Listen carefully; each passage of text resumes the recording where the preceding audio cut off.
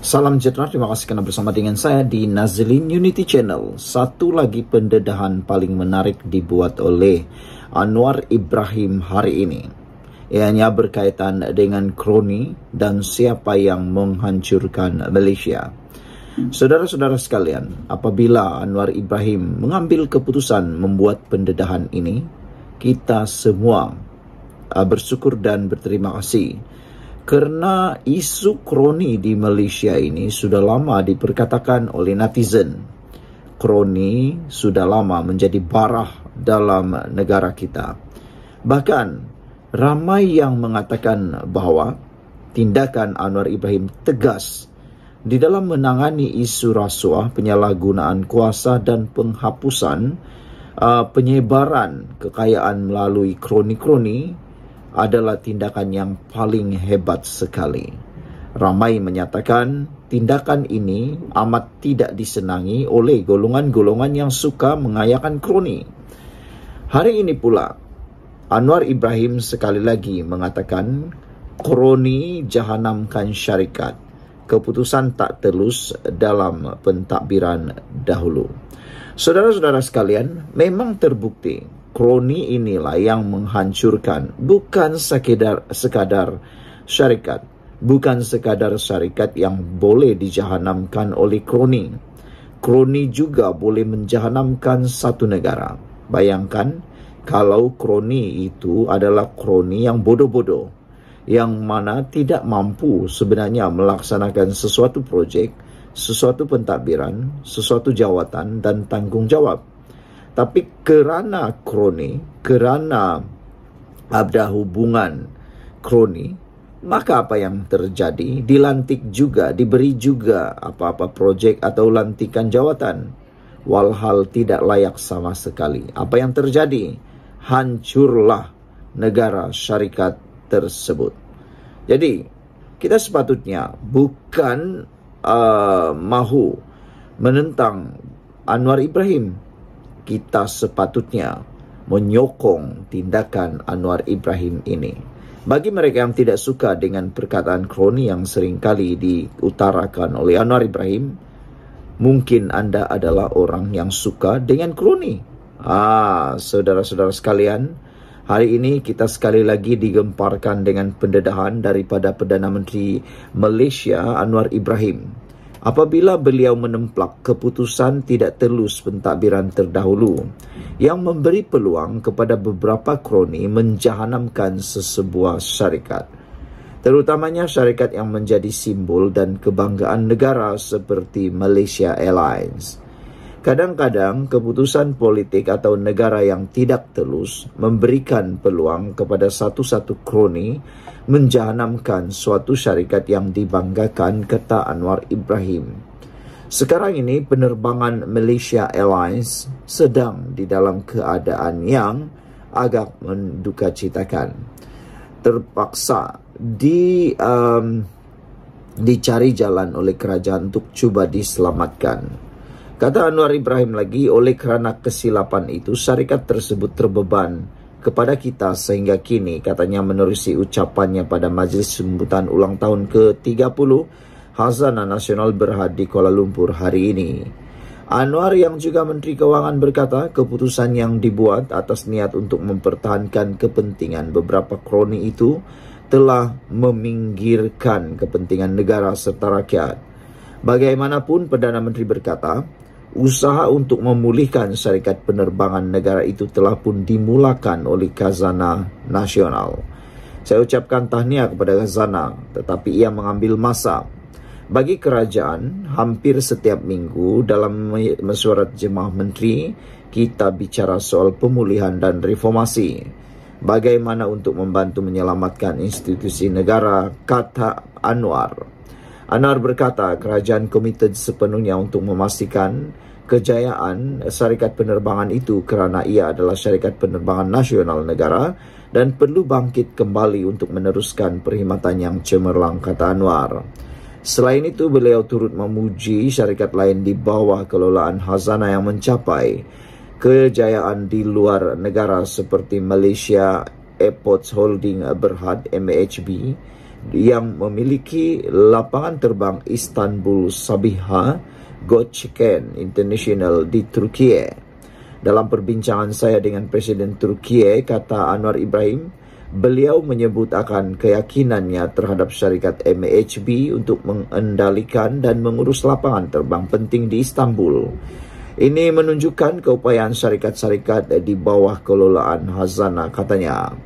Anwar juga berkata dalam era pasca normal yang dicirikan kekacauan, kerumitan dan pencanggahan, Malaysia perlu memacu gerakan reformasi yang lebih segar dan segera selari dengan hasrat ekonomi madani untuk terus maju ke hadapan.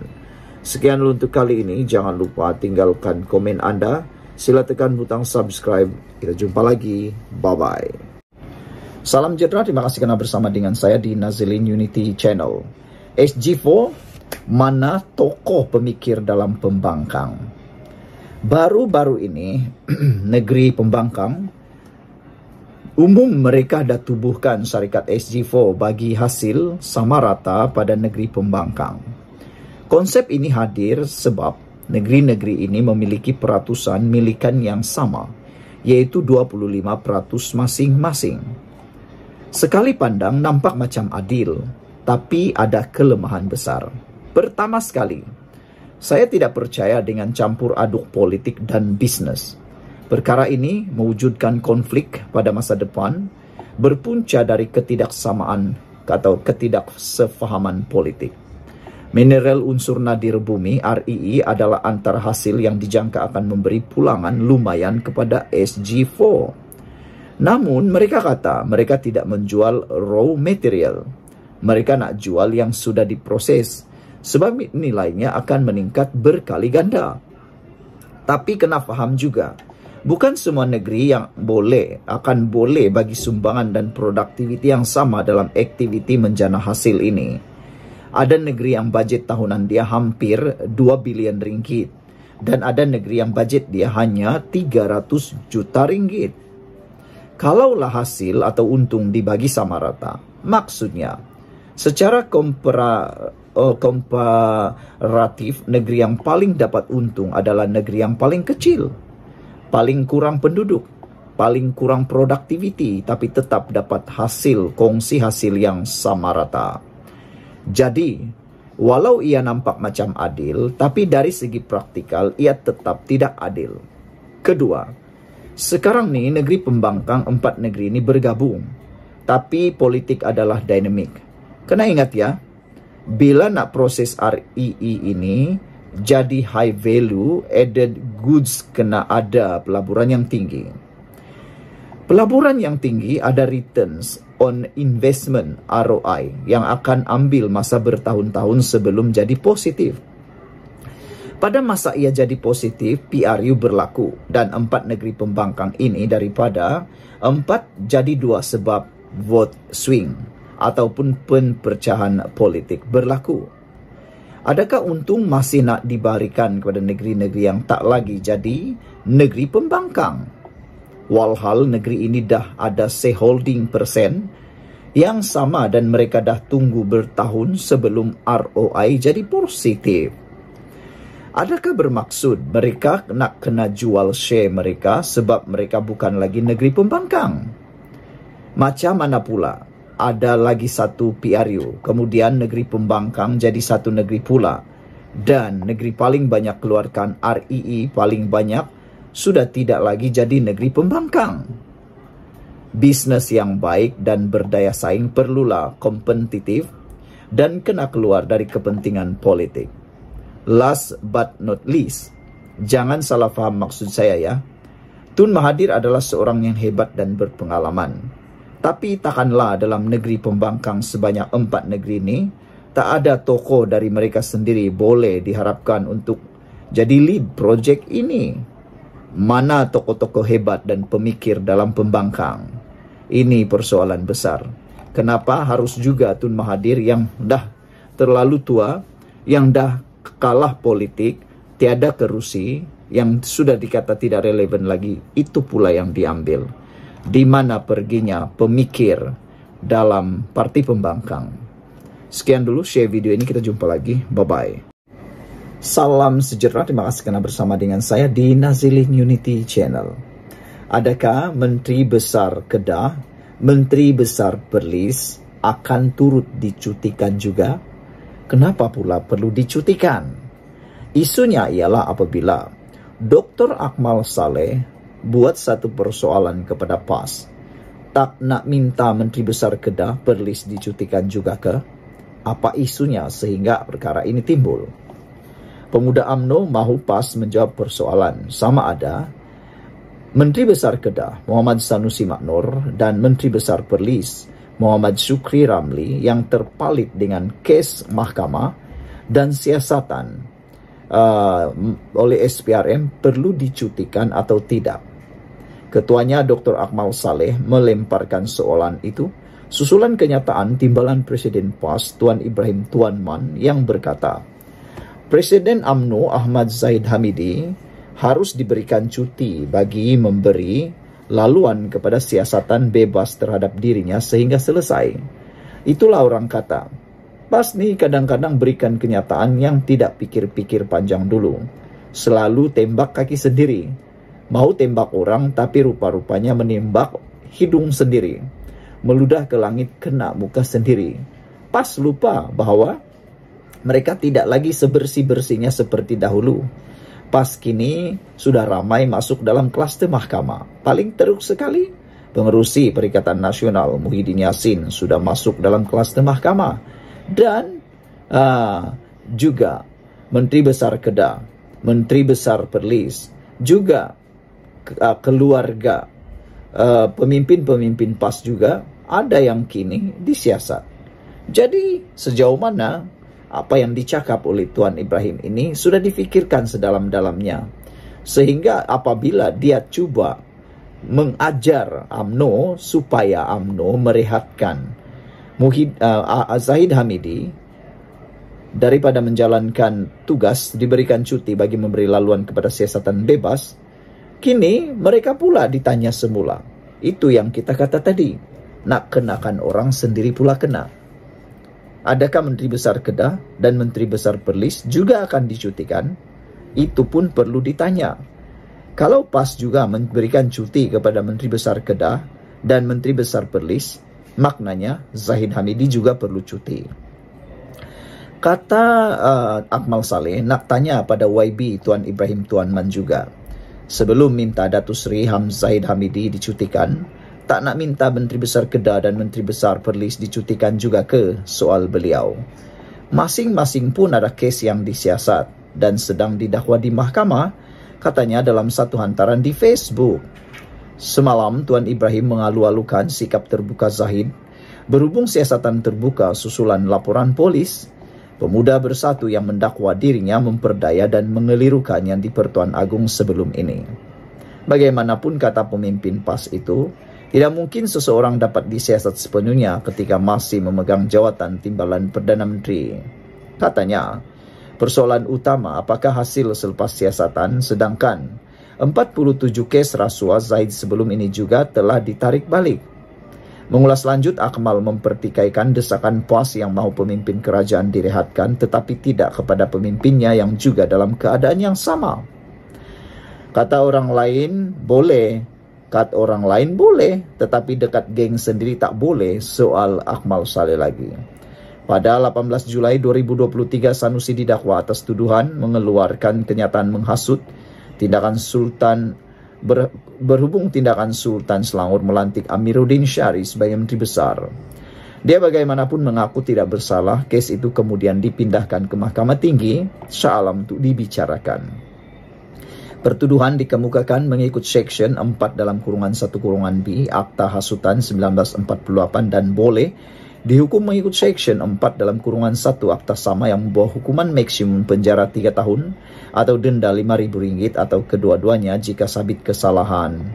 Sementara itu, Muhammad Sanusi yang juga adun sanglang pada Mei lalu ditahan SPRM Putrajaya. Sementara itu, Muhammad Syukri yang juga adun sanglang pada Mei lalu ditahan SPRM Putrajaya selama 9 jam untuk dirakam keterangannya berhubung dakwaan salah guna kuasa.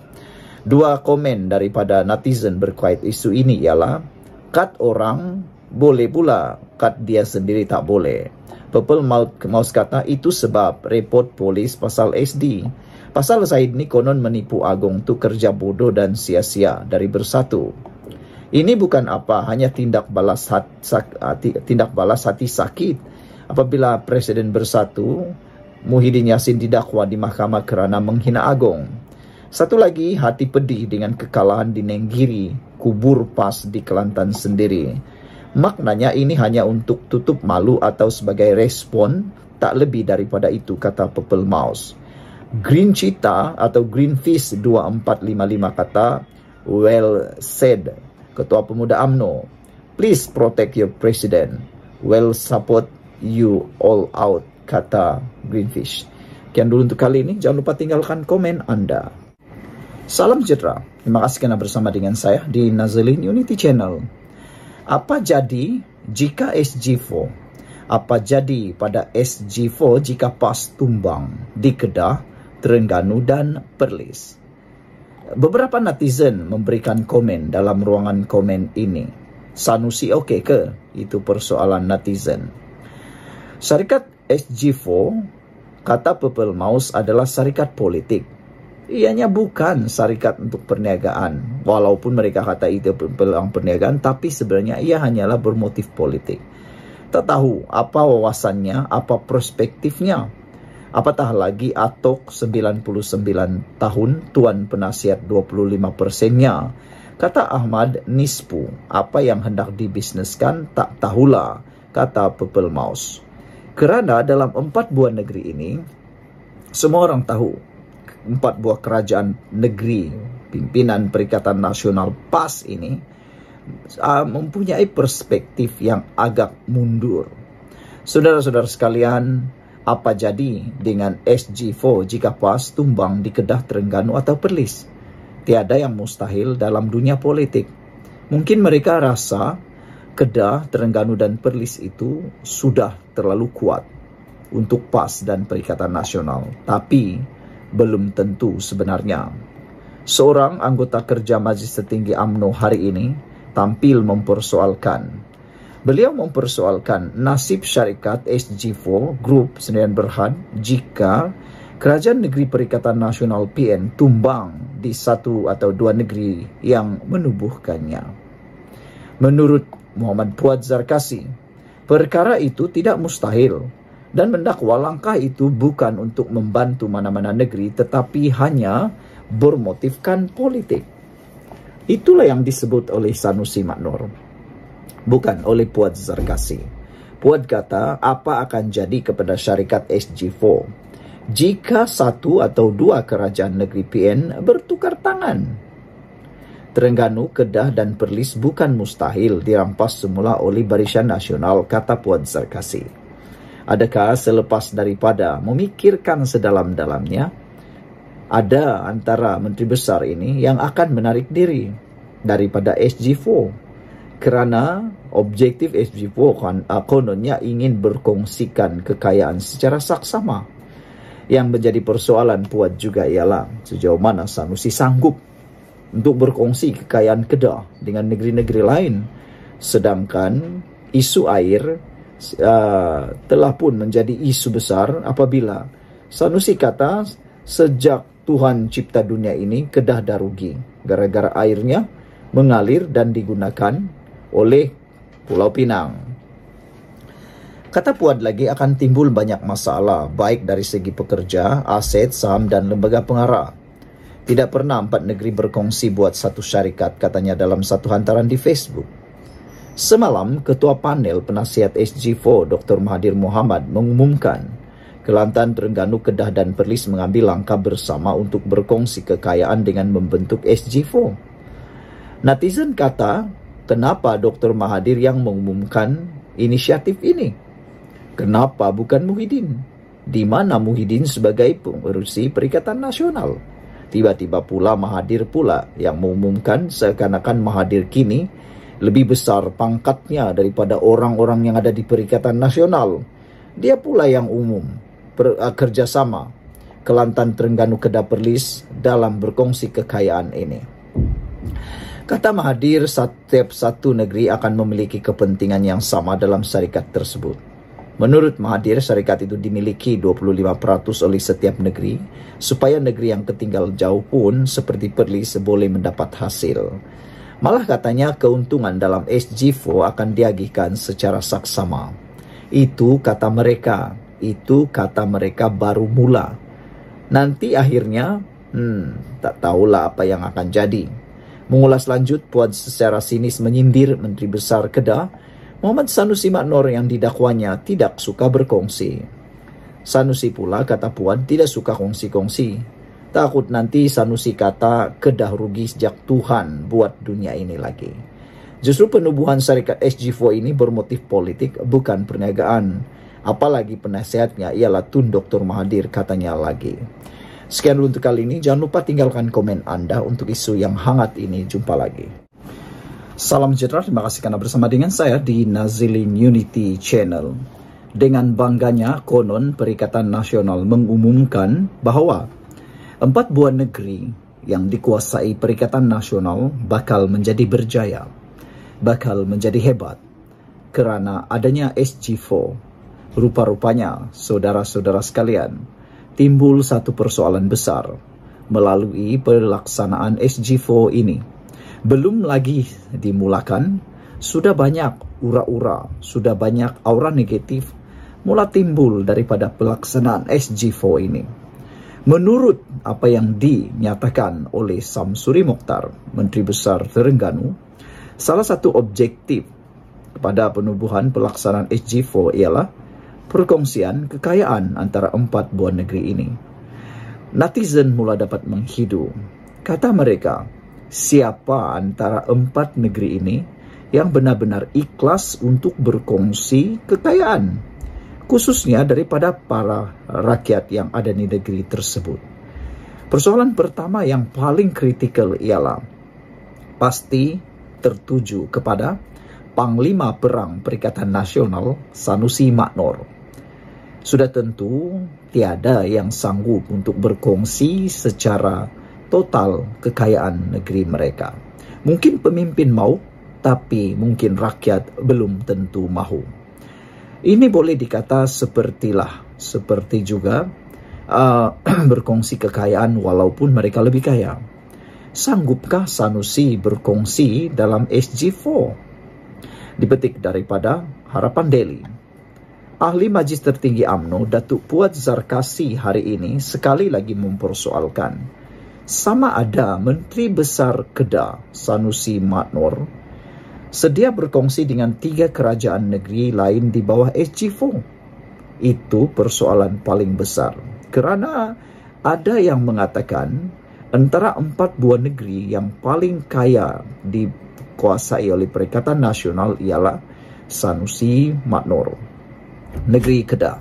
Sanggupkah Kedah melalui pengerusinya berkongsi kekayaan dengan 3 buah negeri lagi daripada PAS? Apa yang akan jadi kepada syarikat SG4 jika 1 atau 2 kerajaan negeri PN bertukar tangan? Beliau menyoal menerusi laman Facebook. Itu yang menjadi persoalan sekarang. Katakanlah dalam masa terdekat ini, katakanlah Perlis berjaya dirampas semula oleh Parti Barisan Nasional atau Kerajaan Perpaduan, atau Kedah yang berjaya dirampas semula oleh Kerajaan Perpaduan, sanggupkah lagi SG4 diteruskan? Ataupun ia hanya sekadar retorik semata-mata? Paling besar sekali pertanyaan yang cuba netizen ingin sampaikan ialah, apa jadi dengan SG4 kalau tiba-tiba Tun Mahathir meninggal dunia? Ramai yang mengatakan bahwa Tun Mahathir Mohamad sudah terlalu tua untuk menjadi penasihat kepada SG4. Kalau tiba-tiba Tun Mahathir Mohamad meninggal dunia, adakah SG4 akan diteruskan atau mati di tengah jalan atau dibawa bersama oleh Tun Mahathir Mohamad? Itu persoalan besar. Saudara, Terengganu, Kedah dan juga Perlis bukan mustahil dirampas semula oleh Barisan Nasional. Yang paling penting, yang bakal mungkin besar kemungkinan berjadi rampas oleh Barisan Nasional ialah Kedah dan Perlis. Apa jadi dengan SG4? Jangan-jangan hanya jadi SG2. Akan timbul banyak masalah baik dari segi pekerja, aset, saham dan lembaga pengarah. Tidak pernah 4 negeri berkongsi buat satu syarikat, kata Puad. Sanusi pula tidak suka kongsi-kongsi. Takut Sanusi kata, Kedah rugi sejak Tuhan buat dunia ini lagi. Justru penubuhan syarikat SG4 ini bermotif politik bukan perniagaan. Apalagi penasihatnya adalah Tun Mahathir. Persoalan tersebut dilontarkan kerana kerajaan Kedah pimpinan Sanusi akan menyaman Pulau Pinang dalam isu tuntutan caj air mentah. Bayangkan, Kedah rugi sejak Tuhan buat dunia ini lagi.